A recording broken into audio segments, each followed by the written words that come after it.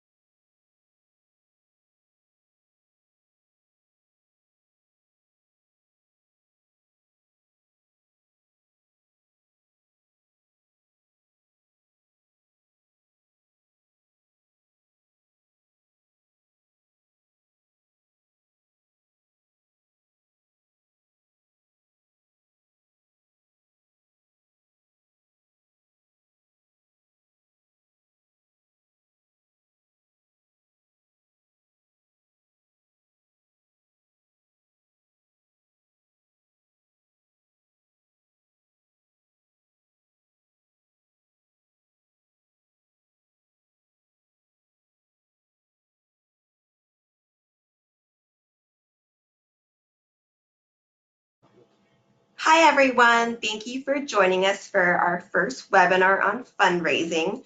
This webinar is being recorded and you will receive a copy of the slides as well as the recording after the webinar. We'll have Q&A at the end. If you have any questions during the webinar, you can either use the questions box to ask your question, or you can raise your hand and we can unmute your line so you can ask your question yourself. So we'll go ahead and get started. Good afternoon, everyone. Welcome to the first webinar in a series of 5 to 6 on development and fundraising entitled, Is Your Organization Prepared to Fundraise? Key Ingredients for Top-Line Growth. Just a brief note on my background. I spent some time with both national and local nonprofit organizations and really appreciate the advantages and challenges both have on development of relationship, supports, and funds. The agenda for today is to focus on what I consider building blocks for optimizing your ability to fundraise. Why are we going to talk about organizational preparedness when this webinar series is on fundraising? I think everyone would agree there is a direct correlation between an organization having stepping stones for success or key ingredients and a direction in place to be able to deliver on its mission. Effective fundraising aligns accordingly. How we approach our strategies and communicate to our donors reflect the expressed direction of the organization. I will be touching upon these key tenets today only in general, as the topic of organizational readiness can be a whole course series within itself. What we will talk about today will set the tone for the following monthly webinars, with the second one focusing on individuals, corporations, and foundations. Webinar 3 focusing on how do we grow our donor base. Webinar 4, special events and campaigns. Webinar number 5, showing impact to your donors, and webinar 6, to be determined based on interests. Do any of you enjoy baking cookies? I'm not much of a baker, but I do love to eat them. One of my best friends, who is a teacher, invited me a while back to her school's science day, where elementary school students showed off their science projects. There was one student whose project was baking 6 different types of cookies and available for sampling. 5 of the 6 were deliberately baked with one ingredient missing. For example, one cookie didn't have any butter, another cookie didn't have any sugar, so on and so forth in each. The 6th cookie was the complete cookie with all ingredients and baked to taste as the recipe dictated. Now, how does this relate to today's topic? Similar to the previous slide, each major ingredient in baking is carefully calibrated with the correct oven temperature to make a successful cookie.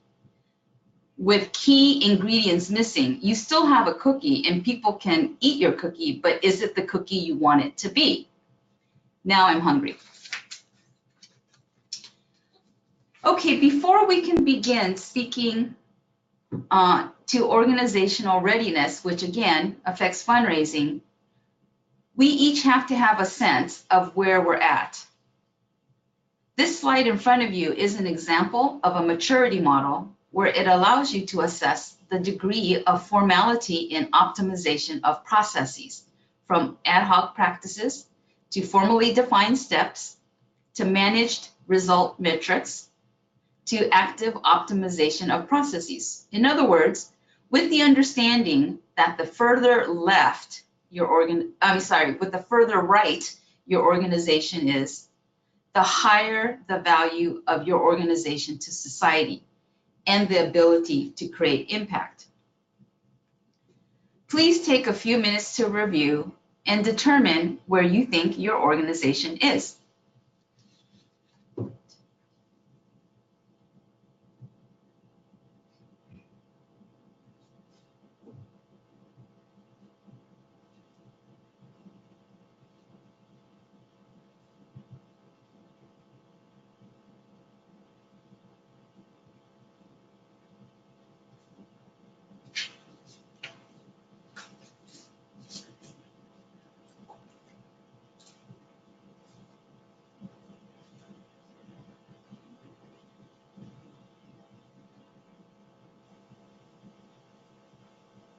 Okay, are you on par with what you may have thought, or are you surprised at your assessment? Did you find that you may have elements in the defined column, but then have some in the exploratory as well? Not every element moves in unison with the other as your organization grows. Oftentimes, resources, changes in leadership, time, etc., will affect at what rate and direction your organization strengthens. How does this relate to development and fundraising? Does your organization have clear goals and objectives? Are your decision-making processes clear? Has your organization assigned measurable outcomes to determine success? All of these are directly related to the success of fundraising strategies and objectives. Too often, development staff and/or executive directors who are charged with fundraising are expected to, quote, just go out there and raise money. How do you effectively communicate with your donors if measures of success and direction of the organization is not made clear? This insight provides a place to start, a common language and a shared vision, a framework for prioritizing actions, and a way to define what improvement means for your organization. Again, this exercise is more to give you a sense of a starting point from which to grow and further refine. Okay, now that we have a better sense of where we are at with each of your organizations, let's start with our mission statements. Fundraising starts here.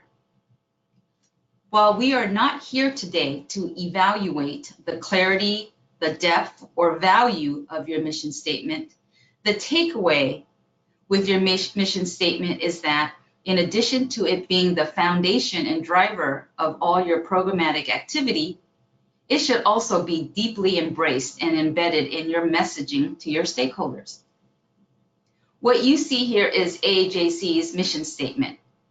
Our mission is to advance civil and human rights for Asian Americans and to build and promote a fair and equitable society for all.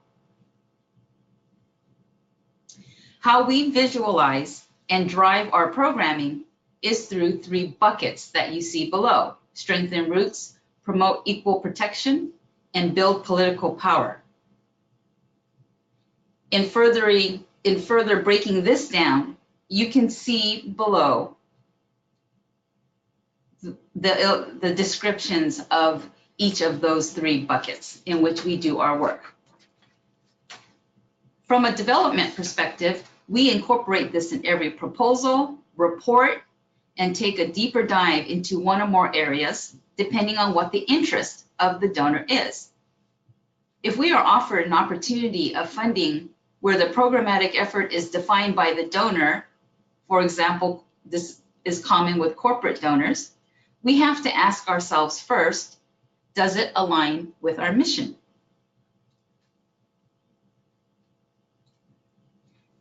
Now that your audience is clear on the importance of your mission statement, are you clear on why your organization is so important?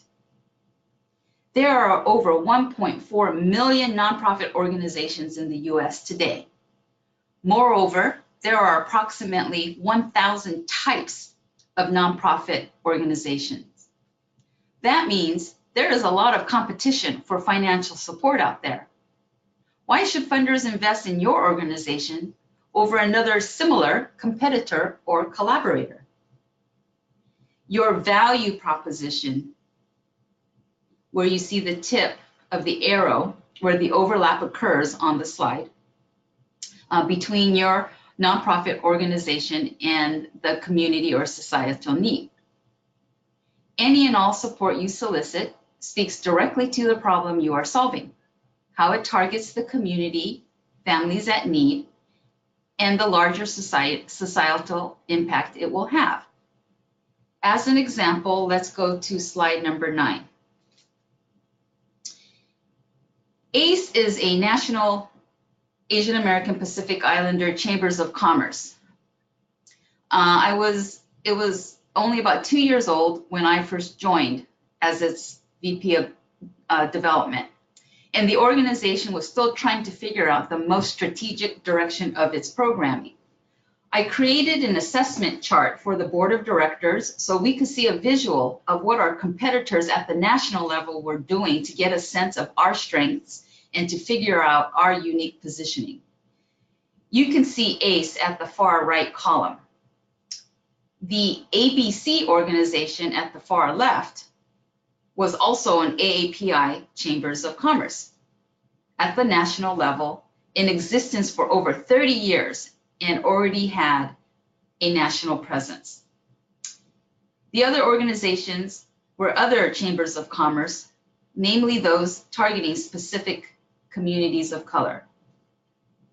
The list of services you see in the far left column were typical of national chambers of commerce. So it's not necessarily unusual for ACE to incorporate them into their programming. That said, we still had to ask ourselves the question of what our value proposition is. As I mentioned earlier, the ABC organization was definitely a competitor as an API chamber, as well as the other ethnic-based chambers of commerce. What makes this unique and worthy of support? How is aligning with ACE beneficial for both our prospective donors and for the communities we are looking to serve? In keeping up with how they have progressed since I left, I see that one major direction in programming was creating a next-gen or millennial branch to cultivate and incubate this generation of entrepreneurs. Moreover, with a mindset to also give back by providing resources to the API community. What I glean from this is while they offer similar services as the other chambers of commerce, one of their key value propositions is its significant investment in the next generation of entrepreneurs to achieve their goals. Now that you are clear with your mission statement and in developing and articulating your value proposition, how does your organization measure success? When a donor asks you, were you successful last year? How do you answer that question? How do you know if you were successful? You create success by defining what success is. What success looks like for your organization. A key ingredient to defining success is also including outcomes that can be measured. You already may be achieving this. Does your organization have a strategic plan? A strategic plan defines goals and priorities within a specific time period with inputs, i.e. staff and your department roles, and outputs that are measurable. For example, AAJC is nearing the end of its current 5-year strategic plan, and we are currently starting the process of developing our next 3-year strategic plan. This will help us with the direction that we should be taking. Annual goals. While strategic planning may offer a holistic plan during its collective term, it may not always offer yearly goals. If you have a strategic plan, fleshing out your annual goals may be somewhat easier since you already have a direction in place. If you don't have a strategic plan, that's okay. You can still determine what goals you would like to reach by your fiscal year's end. Special events are not excluded when it comes to the discussion of success. How many times have you been asked if your annual gala or dinner was successful?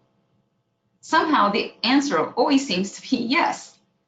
But if asked what constituted success for your event, is it able to be defined? Goals can include a financial goal, programming goal, coordination goal, and so forth. We'll cover more about special events in the webinar down the road that covers this topic. Theory of change.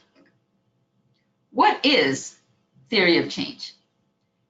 Simply put, theory of change is a methodology to promote social change. It's a causal pathway leading to change. In theory, an organization's end goal may never be realized in one's lifetime and isn't necessarily a gauge of immediate success. Most organizations do not have a theory of change and can still be successful.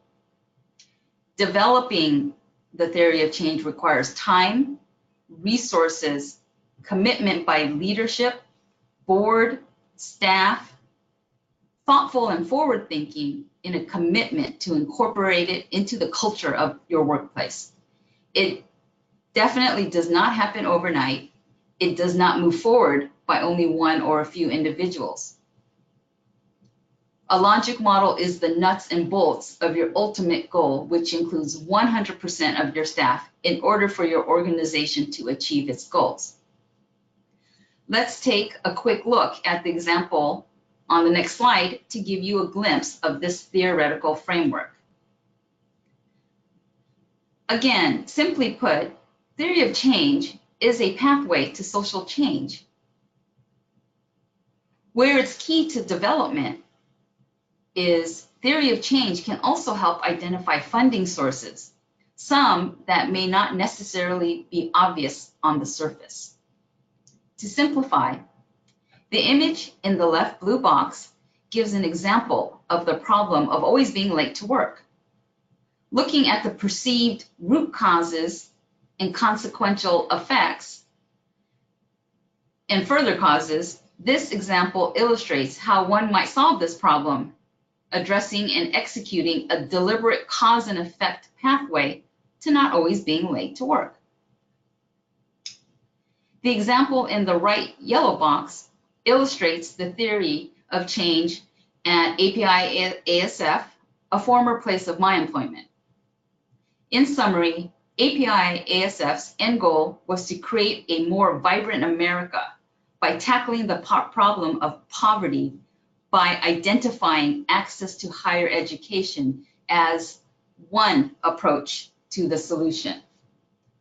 There is not necessarily a right or wrong answer to what your theory of change should be. The answer lays within the mindset of your organization, approaching this with deliberation, a causal pathway to social change. Let's focus a moment on API ASF's theory of change. In red, what's identified are talking points with potential funders with corresponding interest. Not only does it identify potential funding sources, the theory of change offers you the ability to initiate and support conversations about the relevance of their potential support to a problem you are looking to address or to an issue you are looking to strengthen. API ASF's main services being that of providing scholarships, seeking funders interested in accessing higher education is obvious. As you can see, given the theory of change, more focused funding sources on retention enabled APISF to develop a funded program. Since APISF offered a tremendous number of scholarships, we had several corporate funders interested in investing in our organization through workforce development. In other words, they saw our students as a potential source of their future workforce and were eager to fund general operations.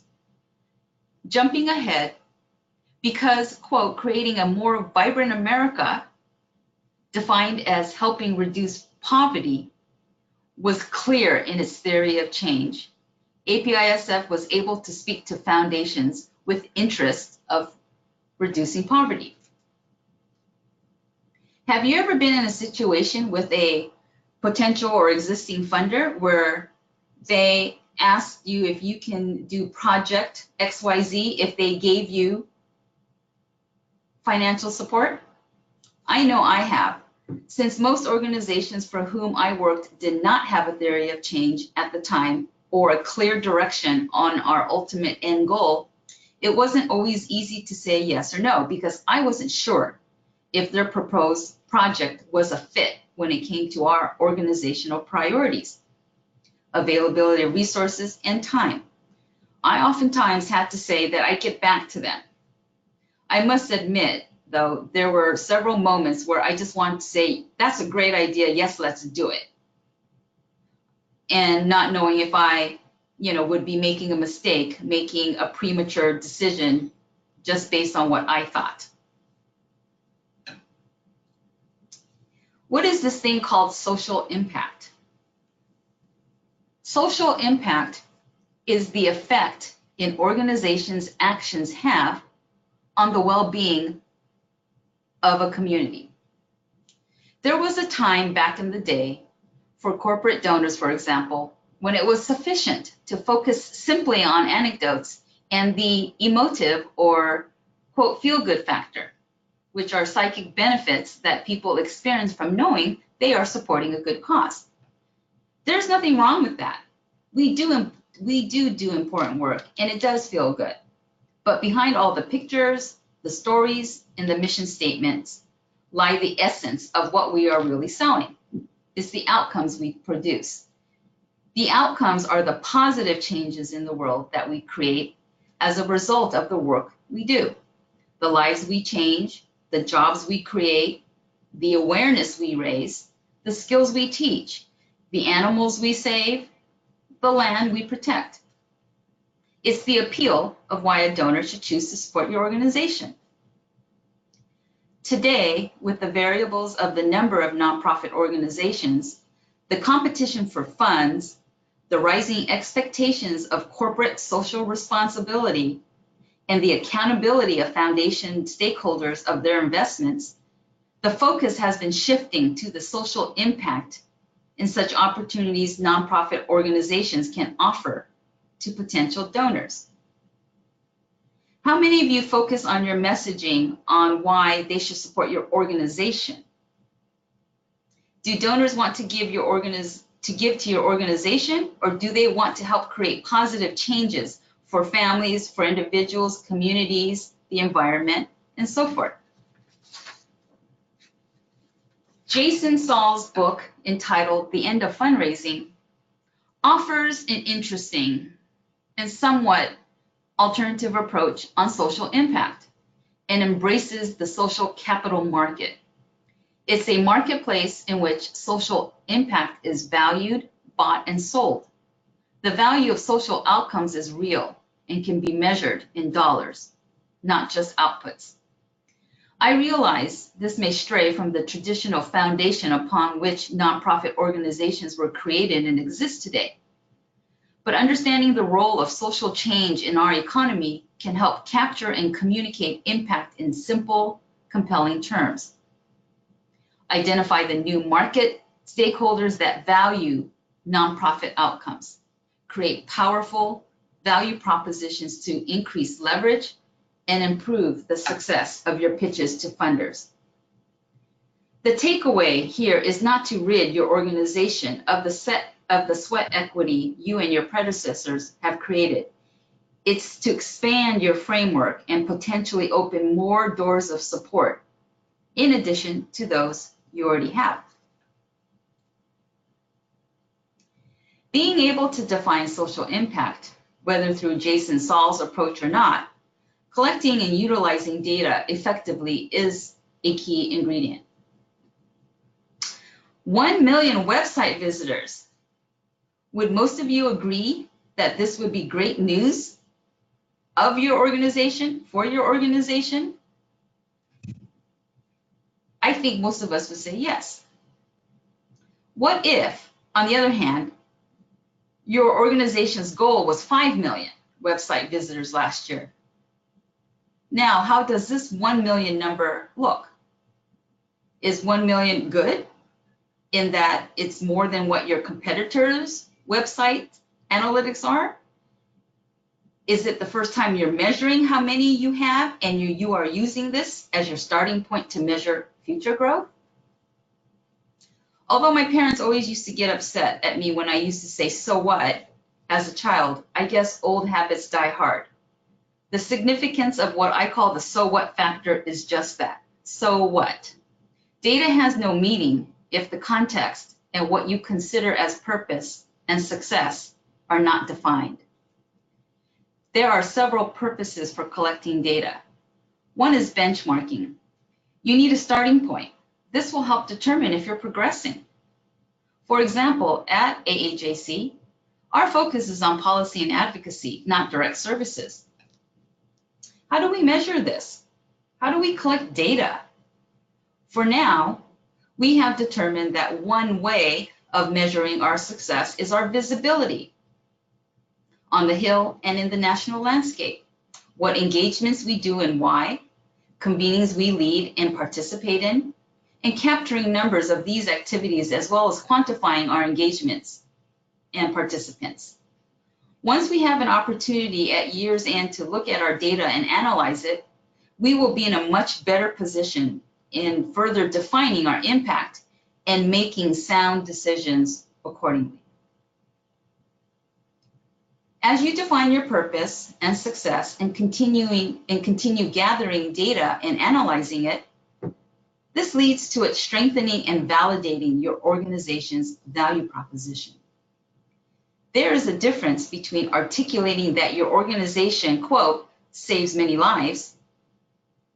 It's another to say with confidence, your organization last year, quote, helped save nearly 10,000 lives. I always used to hear my mentor say, bad data leads to bad decisions.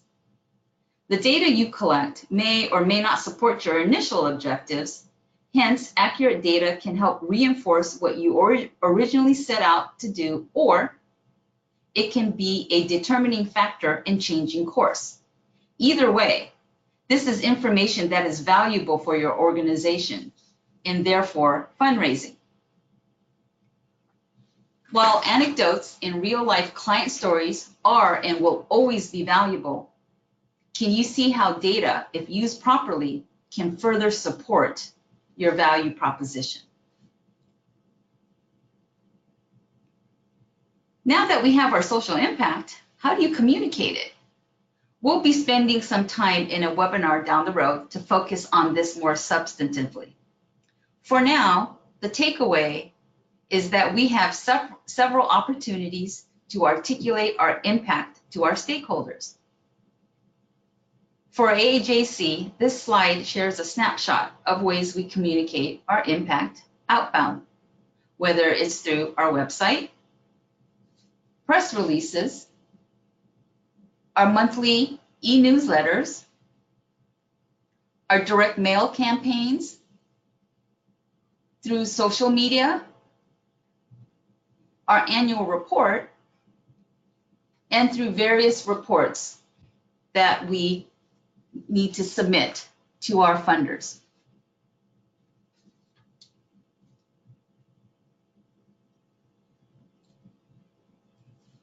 This last slide of this presentation is the collective of several key ingredients we touched upon today and what I consider as a roadmap for development.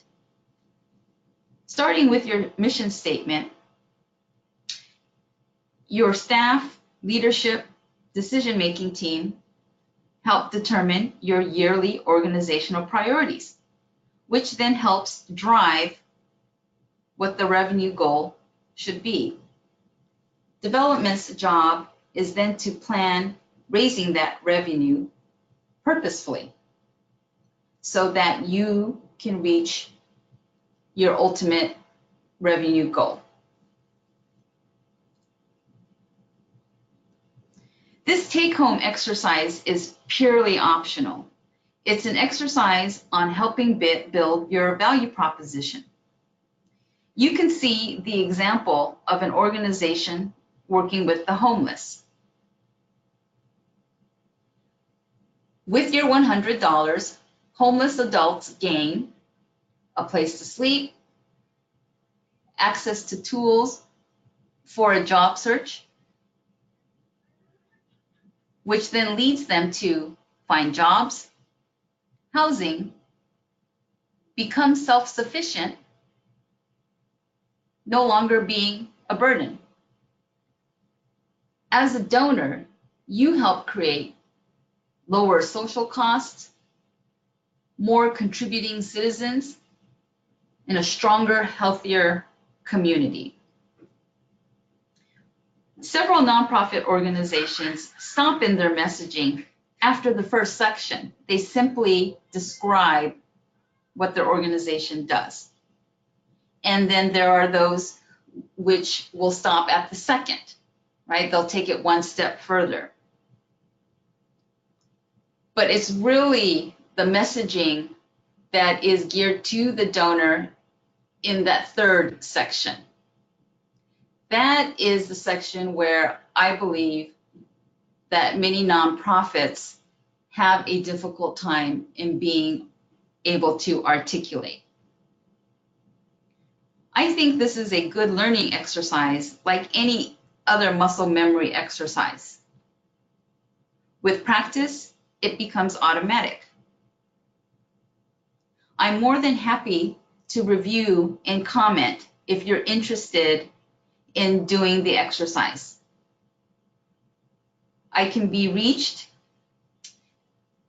at Yamada at advancingjustice-aajc.org, or I'm sure Bessie can share with you. I wanted to ensure we have some time for any questions you may have, but first I just wanted to say thank you for your time in joining the webinar. And I look forward to any questions that you may have. And again, if you'd like to participate in the take-home exercise. Thank you, Gayle. Thanks everyone for joining us. So we're going to start Q&A. If you have any questions, you can type it into the questions box, or if you raise your hand in the GoToWebinar platform, we can unmute you so you can ask your question. And again, we'll send a copy of this presentation along with the recording out to everyone. And then, as Gayle mentioned, if you want to do this take-home exercise, if you send the information to us, Gayle's happy to review it and talk through the exercise with you. So again, if you have any questions, please feel free to raise your hand or type it into the questions box.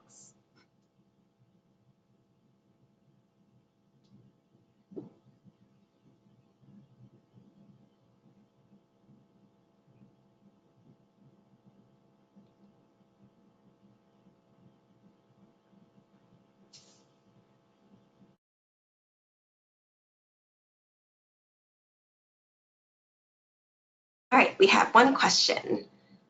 What types of tools are available to help you track your fundraising? I think that's a very good question, and also a very challenging question. I think to best answer that question is one must first define what kind of data you are looking to track. And in order to do that, then I think you need to define what success looks like for you so that you can then determine what kind of data you need to collect it. So for example, if your organization engages in direct service, then at the basic level, knowing how many clients you serve, understanding their demographic, their social demographic information, right, gives you a starting point or benchmark so that you have the quantifiable data as well as some of the quality data, i.e. the social demographic information. Once that is collected, then I think you can simply start with an Excel sheet so that you are able to then use that data and build upon that.